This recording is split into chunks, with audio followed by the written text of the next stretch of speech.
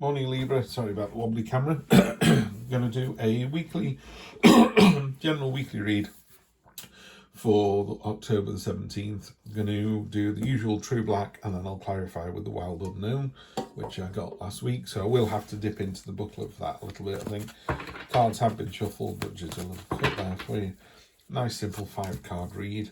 Present position, present expectation, unexpected, short-term future, long-term future. Oh, looks good, this Libra. Don't see that card there at all. That is the Cloak and Dagger card. That is someone being deceitful, being underhand. With it being a general read, I don't know if this is about relationships or work or money or whatever, but the theme for the read is that. So let's just be careful about that, Libra. Let's go straight into it. So this is a card of Cloak and Dagger, someone being underhand. What it does do quite nicely, I think, is the biggest dagger is reserved for the rat, it's reserved for the traitor. I think karma is a real thing, but I think the power of karma is quite misunderstood. If you do something that's not very pleasant, you will get found out and there will be repercussions for that. So always be the better person, always be the nice guy. That's all I can tell you.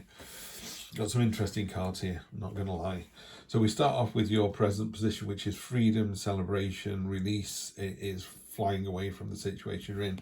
This bird has broken its bonds.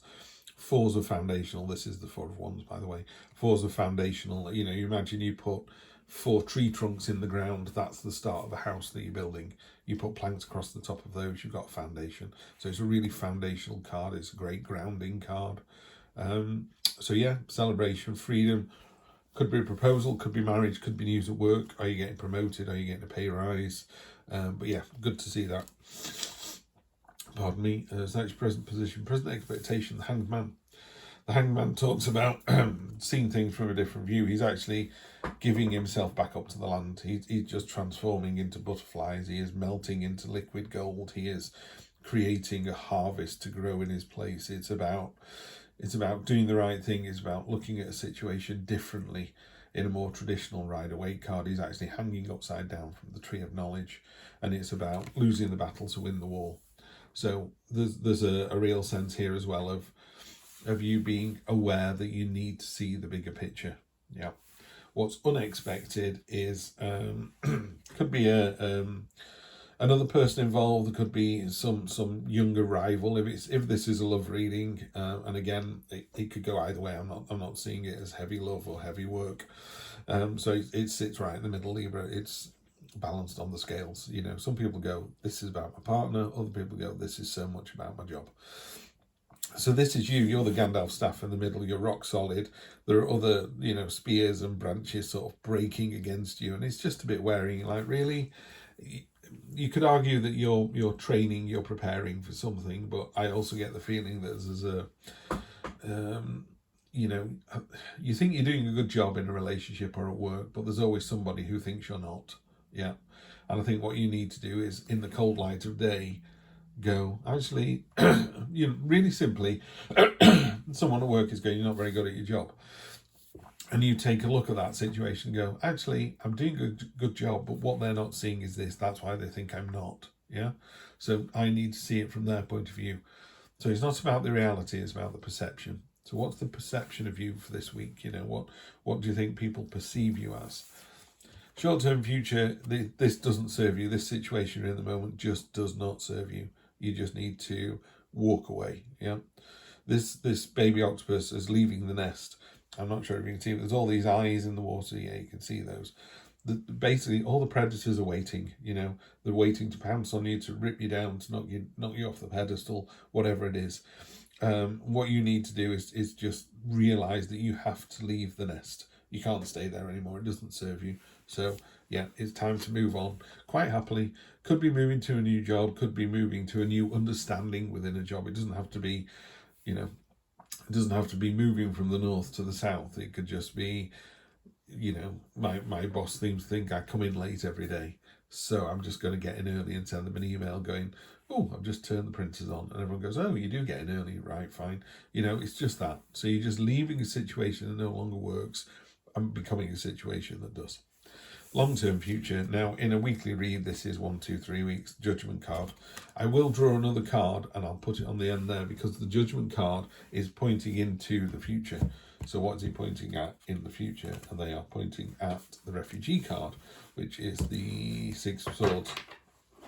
Very similar to the Eight of Cups in that it is a card of where you're currently at doesn't serve you. You need to move on. Yeah. Now, there's a classic thing is that if someone finds a dusty old car in a barn and someone will give you $50 for it, or you take it to a local garage and they'll give you $300 for it, or you take it to an auction that specialises in those cars and it goes for 2 million. The car didn't change its value in its situation. So if you're in a situation where your boss only thinks you're worth $50 when actually you're worth 3 million, you need to go and find the place that thinks you're worth 3 million. So that's what this card is about. Judgment card in cold light of day is pointing at this sort of, it doesn't serve you anymore where you are. These swords look, they look sort of old and useless, but also if you scroll right in there, zoom right in, there are tiny boats at the bottom. So these enormous swords are sort of from a bygone age, and you're sailing to a new world, a new situation. Where you are now just does not serve you. So you need to move on, onwards and upwards. So in a relationship, it's quite easy, isn't it? You're either going to leave the person or you're going to go, do you know what? You working nights does not work. What we're going to do about that? And they could not work nights anymore, and then it gets fixed. Or they could not work nights anymore, and you suddenly go, actually, I don't like being with this person. Wish I never asked them to come off nights. But that's the situation. It's time to move on from the situation. Doesn't mean to say the relationship ends, but it does have to change from where it is. Let's clarify with the Wild Unicorn. We have the Nine of Wands. The Nine of Wands is just keep going. Yeah, just keep going. That's all I can tell you about that card. You're almost there, so just keep going this week. The King of Swords, my way or the highway. So even though you've, on top of the sort of energy of the Hanged Man is the King of Swords, which is really stoic, really determined. I call it the my way or the highway card. Sometimes people can say, in a relationship, they go, I think you should come off nights. We don't see each other enough. And you go, if I come off nights, we're not going to be able to pay the bills. So I'm not coming off nights, but I hear what you're saying. How about, when we do have time together, we spend it properly. It's not about the time you spend with someone, is it? It's about the quality of the time you spend with someone. So that's what this card's talking about. My way or the highway. Maybe there is a more stoic solution than the sort of, not what I'm saying is it's not necessarily being on nights that is the issue. Yeah. And if you took that away, I remember moving house years ago and I was living in a fantastic little rented property. I'd still be there now, but my girlfriend at the time wanted me to move closer to her. I rented an absolute shithole. It was horrendous. And in the UK at the time, I don't know what it's like now, we had to rent somewhere for like a minimum of 6 months. And I moved in and it needed a good gutting. I had to clean it all out. It was horrible. It was a badly designed house. There was no flow to it. It was just horrible, horrible, horrible.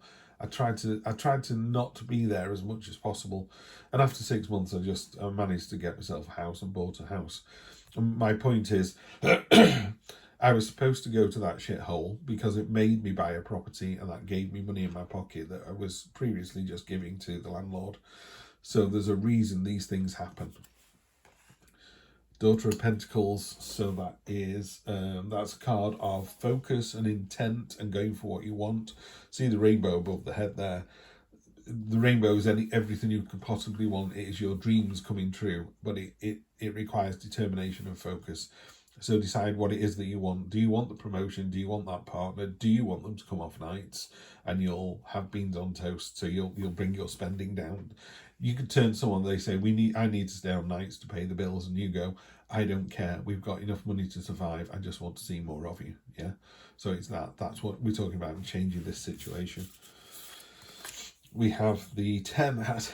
I nearly said when that 9 came up, it's always horrible when people who do cards say this, oh, if only that card had come up. Why didn't you say it beforehand? I always thought the 10 would come up.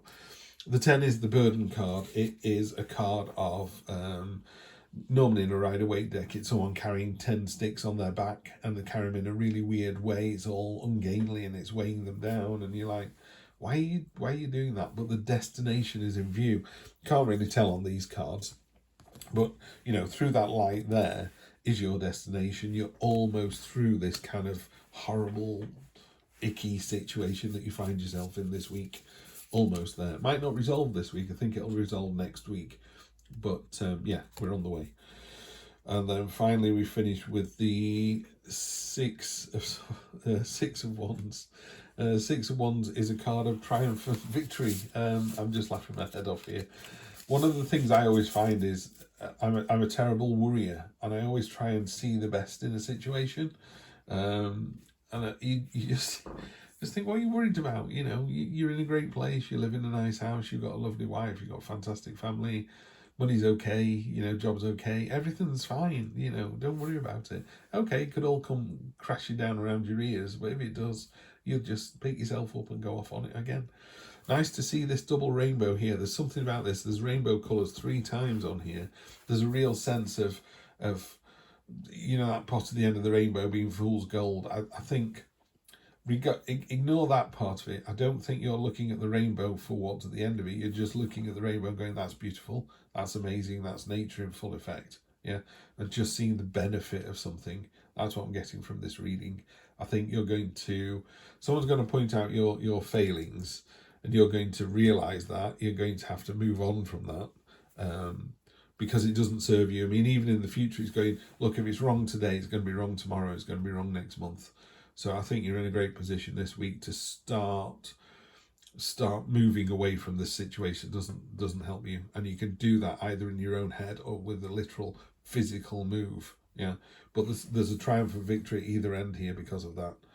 So trust your instinct. I think, you know, take a moment to sort of think about it and go, okay, right, this is what I'm after, this is what's not working. So maybe someone at work or in a relationship is going to point out what you're not as good at that you think you are.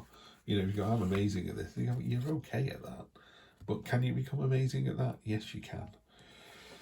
And if someone does tell you that, don't bite the hand off. They're doing it for a good reason. You know, don't always, you know, when someone sends you an email and the words in the email seem inflammatory, and then you have a call with them and they're not inflammatory at all, it's just the way you've interpreted them.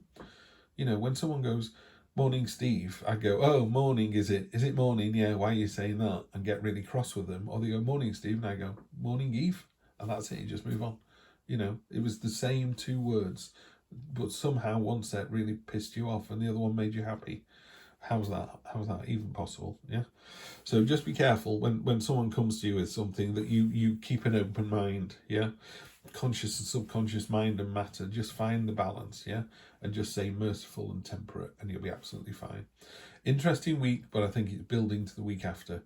Have a good one, and I will see you next week for more of the same. Take care.